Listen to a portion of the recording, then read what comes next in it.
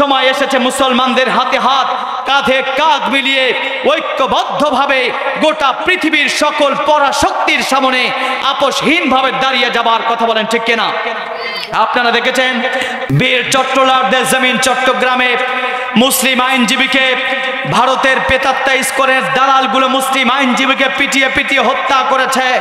তারা আমাদের 56,000 বর্গমাইল থেকে চট্টগ্রামকে আলাদা করতে চায়। তারা আমাদের দেশ থেকে ফেনীকে ছিনিয়ে নিতে চায়। ও আমার মুসলিম জাতি, বাংলাদেশের 56,000 বর্গমাইল থেকে ফেনীকে চট্টগ্রামকে আলাদা কেন? বাংলাদেশের 56,000 বর্গমাইলের 1 ইঞ্চি মাটিতে যদি হিন্দুস্তানের আগ্রাসনবাদীদের এক পা পরে বাংলাদেশের 16 কোটি মুসলমান আবার তাদের 32 কোটি হাতে একাত্রে অস্ত্র তুলে নেবে, কথা বলেন ঠিক কিনা? আজ গোটা পৃথিবীর মুসলমানদেরকে ঐক্যবদ্ধ হতে হবে।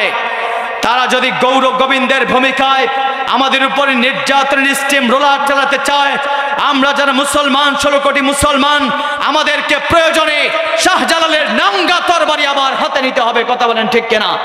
আমার প্রিয় ভাইয়েরা, শাহজালালের উত্তরসূরি কারা কারা? দুইটা হাত একটু দেখতে চাই। হাতও তুলবেন না শেষ পর্যন্ত। কি এ দিয়ে ইসলামী আন্দোলনের কোনো কাজ হবে? ভারতের বিরুদ্ধে লড়াই কি? তো আপনাদের আশেপাশে যে জমে থাকা নাস্তিক মোর্তাদ হাবিজাবি আছে তারাও তো আপনাদেরকে দেখে হাসবে। হাত তোলেন, টান টান করে হাত তোলেন, 2 হাত তোলেন, একটা জীবনের শ্রেষ্ঠ স্লোগান দিবেন। পারবেন? যে স্লোগান বাইতুল্লাহ হয়ে একেবারে চলে যাবে আর শাজিম পর্যন্ত, পারবেন সেই স্লোগান দিতে? লিল্লাহে তাকবীর। এই আওয়াজে মানি না, আওয়াজ তোলেন, গলা ছেড়ে দেন। লিল্লাহে তাকবীর।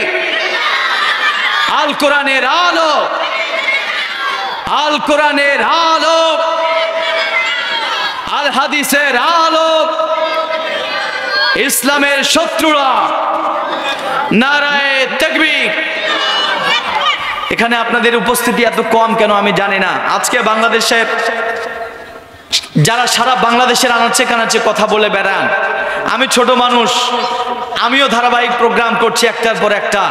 তারপরে আমার পরে যারা আলোচনা করবেন তারা আমাদের গাইবান্ধা জেলা সহ সারা বাংলাদেশে কথা বলেন। প্রধান আলোচক এমদাদুল ভাই, উনি তো দেশের বাহিরেও কথা বলেন।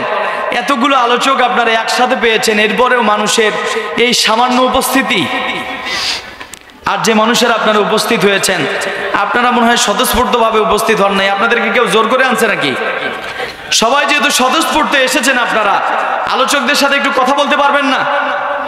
যে আলোচকরা আপনাদের সামনে আলোচনা করবেন, আমাদের প্রিয় ভাইয়েরা, সবার সাথে আপনারা কথা বলবেন। স্বতঃস্ফূর্তভাবে এসেছেন, স্বতঃস্ফূর্ত আওয়াজ দিবেন। একটা প্রাণবন্ত পরিবেশ দিলে সুন্দর একটা আলোচনা উপহার দেওয়া যায়। আমার প্রিয় ভাইয়েরা, কথা শেষ করছি। সবার কাছে আমি দোয়া চাই, একটু দোয়া করবেন তো ইনশাআল্লাহ? সবার কাছে দোয়া চাই, সবার জন্য দোয়া করছি। আল্লাহ রাব্বুল আলামিন আমাদের সবাইকে ইকামতে দ্বীনের জন্য কবুল করুন। সবাই পড়েন আমিন।